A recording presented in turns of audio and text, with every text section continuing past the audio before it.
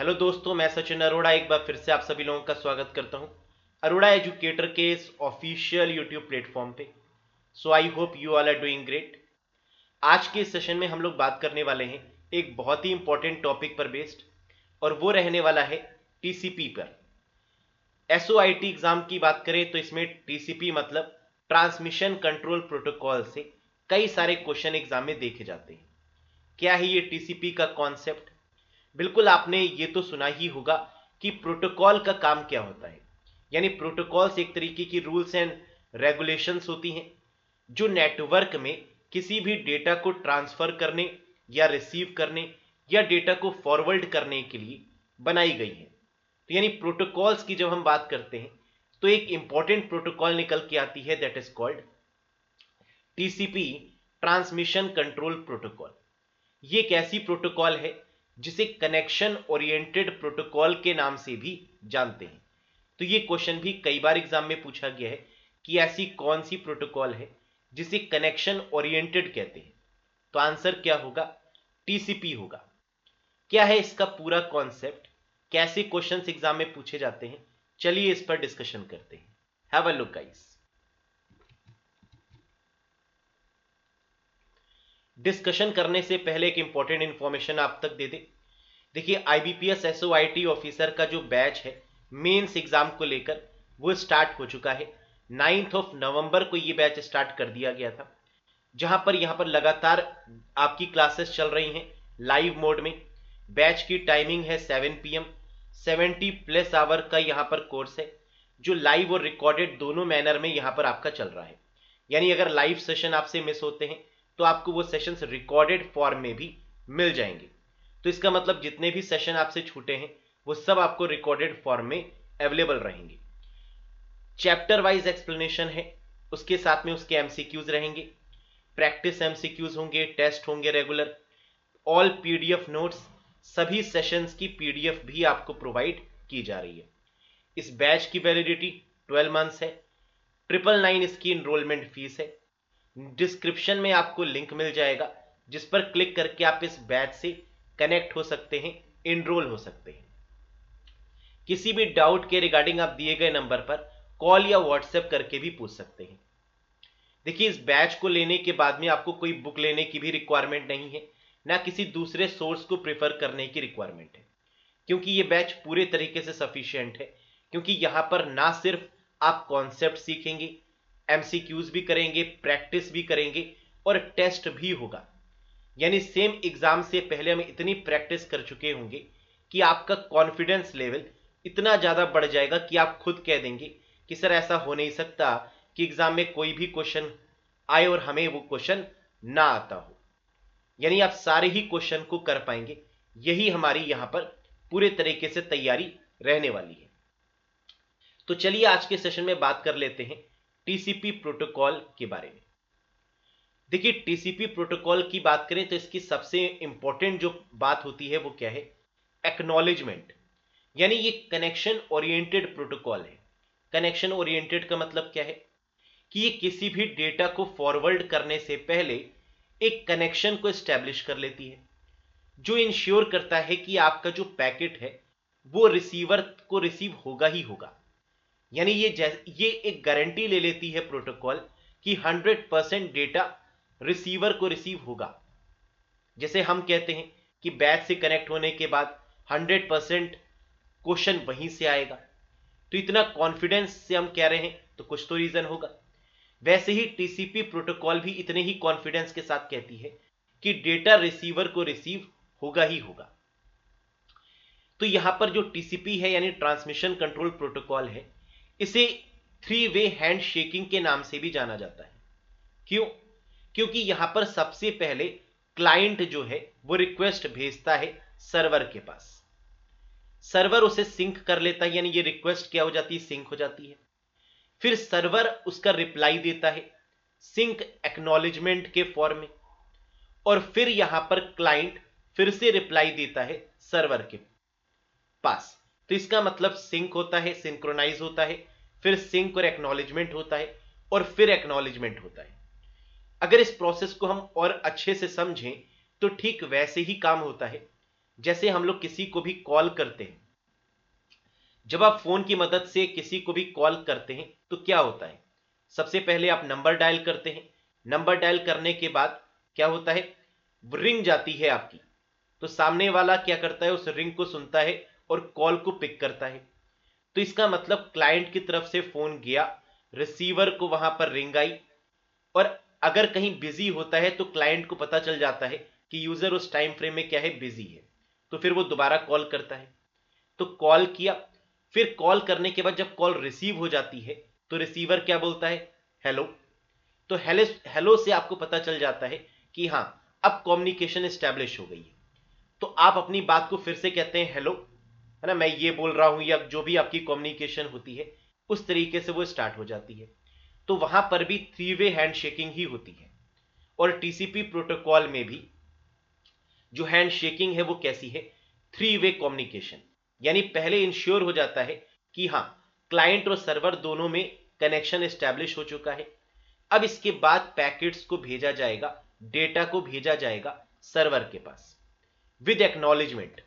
तो इसी प्रोसेस को बोलते हैं सिंक्रोनाइज एंड एक्नॉलेजमेंट मैकेनिज्म, या फिर TCP uses a 3 way handshaking to establish a reliable connection.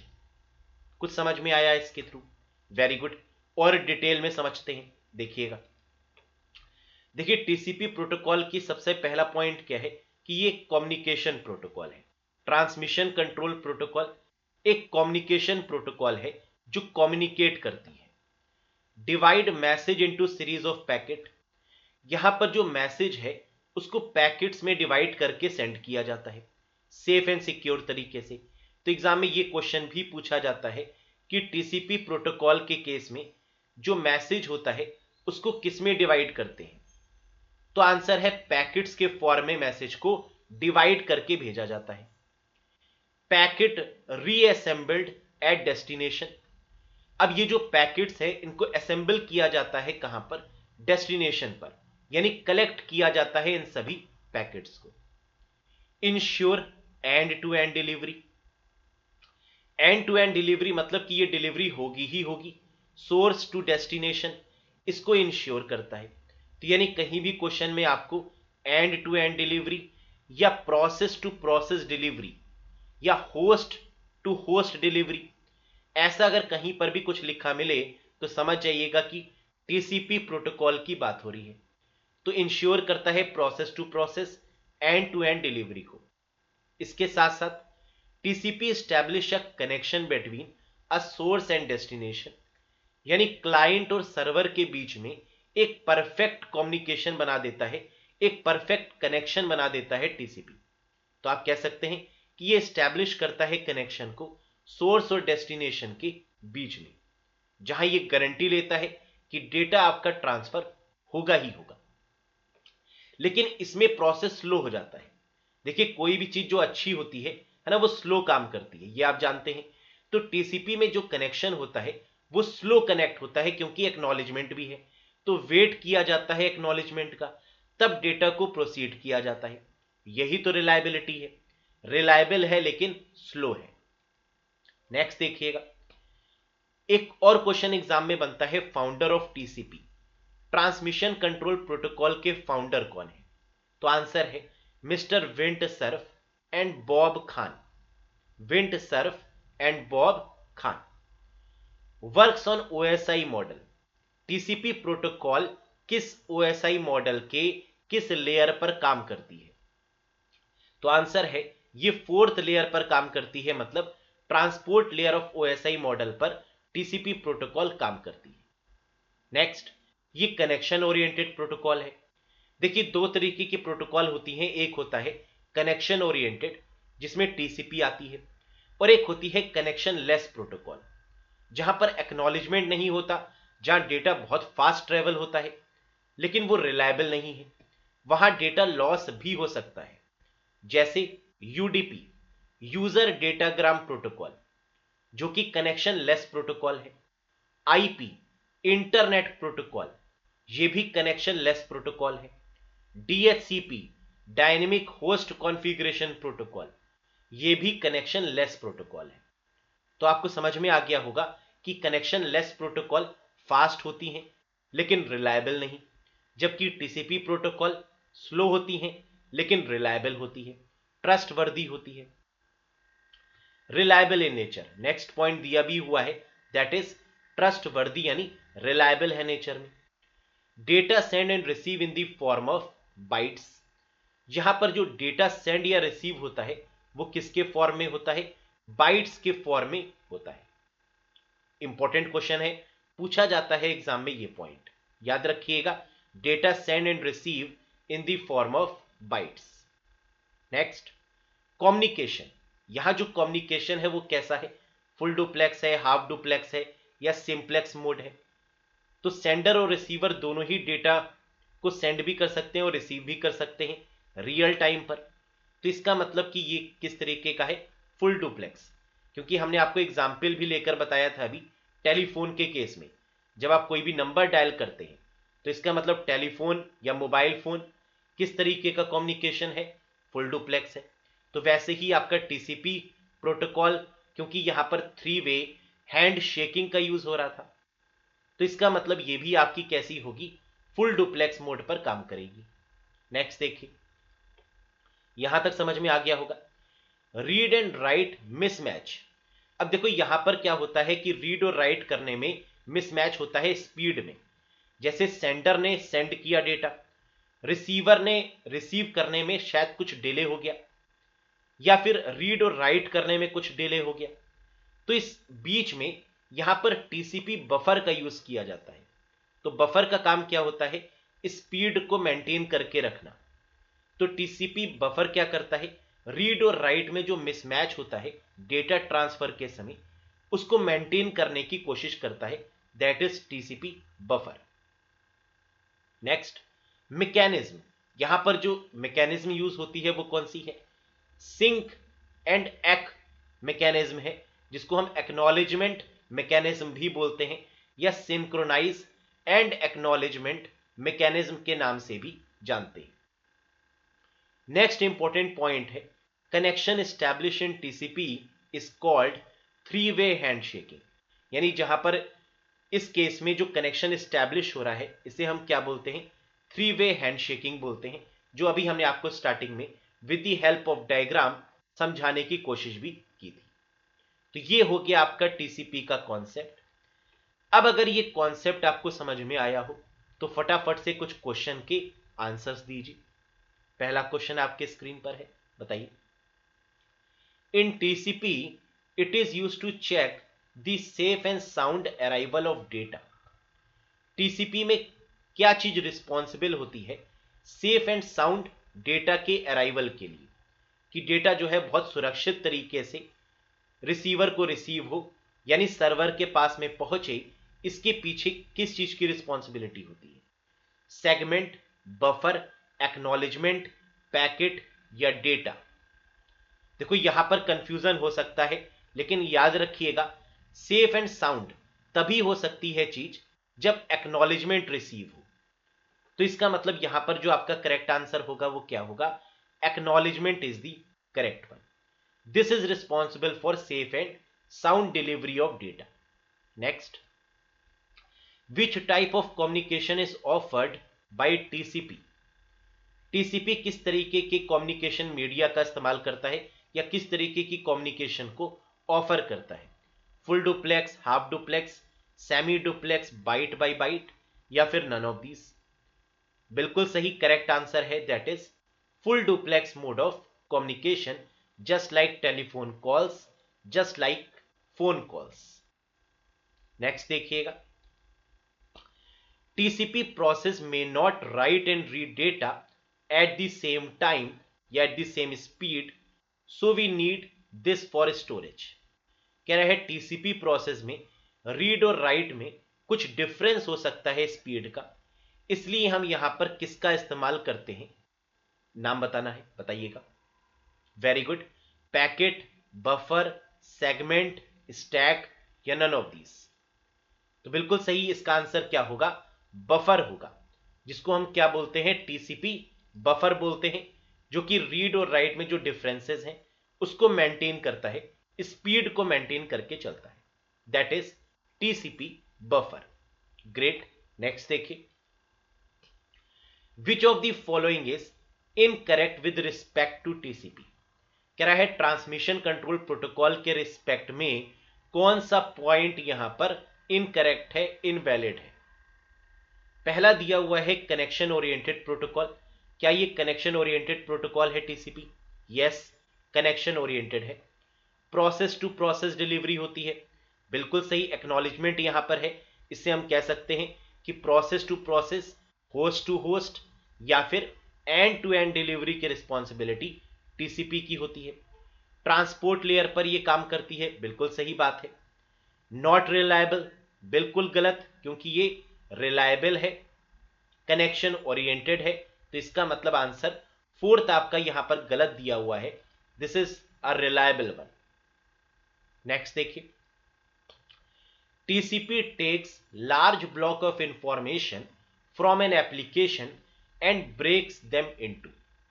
कह रहे हैं टीसीपी जो है वो इंफॉर्मेशन लेती है ब्लॉक्स के फॉर्म में और उसे ब्रेक कर देती है किस में?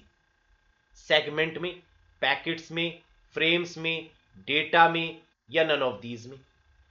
तो अगर ट्रांसमिशन कंट्रोल प्रोटोकॉल की बात करें तो हम लोग जानते हैं कि ये ट्रांसपोर्ट लेयर पर काम करती है और ट्रांसपोर्ट लेयर में जो डेटा ट्रेवल करता है वो किस फॉर्म में करता है? सेगमेंट के फॉर्म में करता है ना। आपने ओएसआई मॉडल में पढ़ा होगा ये बात कि ट्रांसपोर्ट लेयर पर जो डेटा का मॉड्यूल रहता है, जो डेटा की पीडीयू रहती है, प्रेजेंटेशन डेटा यूनिट रहती है, वो क्या रहती है? दैट इज सेगमेंट के फॉर्म में। तो आंसर यहां पर क्या होगा? सेगमेंट होगा। Very very important question. ये एक ऐसा क्वेश्चन है जो किसी ना किसी तरीके से एग्जाम में जरूर रिपीट होता है, तो इसको याद रखिएगा। Next, in TCP header source and destination header contains. कह रहा है टीसीपी हेडर के केस में या टीसीपी के केस में जो सोर्स एंड डेस्टिनेशन का जो हेडर होता है वो कितने बिट के फॉर्म में होता है? 8 बिट, 16 बिट, 32 बिट, 128 बिट, या नन ऑफ दीज। बिल्कुल सही, इसका करेक्ट आंसर है दैट इज 32 बिट। देखिए टीसीपी का एक हेडर होता है जो कि 32 बिट का होता है। टीसीपी हेडर का मतलब क्या है जरा समझिएगा। ट्रांसमिशन कंट्रोल प्रोटोकॉल जो है वो कई सारी इंफॉर्मेशन को मेंटेन करती है, जैसे source port, destination port, sequence number, acknowledgement number, checksum, window, urgent pointer and so on. इस पूरी इंफॉर्मेशन को मेंटेन करने के लिए जिस टेबल का, जिस हेडर का यूज किया जाता है that is what we called TCP header या टीसीपी टेबल, जिसमें जो हेडर होता है वो कंटेन होता है कितने बिट का? That is of 32 bit. तो ये आपका इंपॉर्टेंट कॉन्सेप्ट और इंपॉर्टेंट क्वेश्चंस हैं। इसी तरीके से कई सारे क्वेश्चन और भी बनते हैं टीसीपी पर बेस्ड, लेकिन उसके लिए कॉन्सेप्ट आपको ध्यान में रखने होंगे। इसी तरीके से अगर आप पढ़ेंगे तो 100% आप एग्जाम में full out of full score लेकर आएंगे।